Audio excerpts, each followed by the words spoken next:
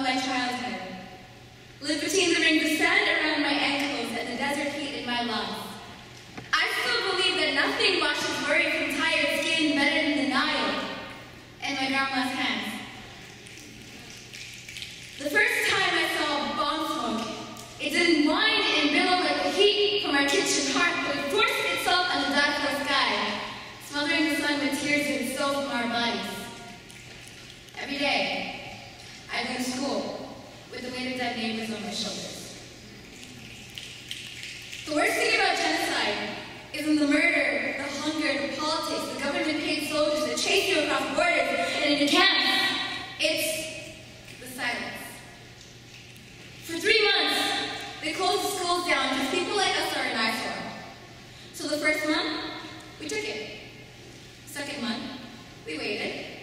And the third month, we met underneath the date palm trees, drinking up every second our teachers gave us, turning fruit pits into fractions. And on the last day, they came with a message. Put them in their place. We didn't stand a chance because flesh was never meant to dance with silver bullets.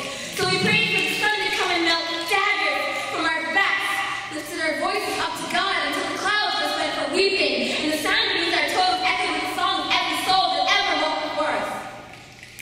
I hid underneath the bed that day before other people.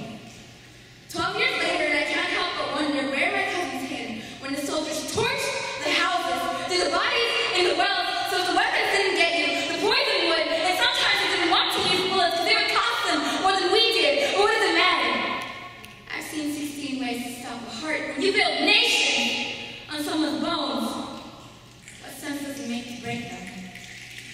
One day, my mother choked on rifle smoke, my father washed the blood from his face, my uncles carried half the bodies to the hospital, and the rest to the grave, and we watched them. For every funeral we planned, there were 60. We couldn't have to send the Sahara taste a lot like powdered bone.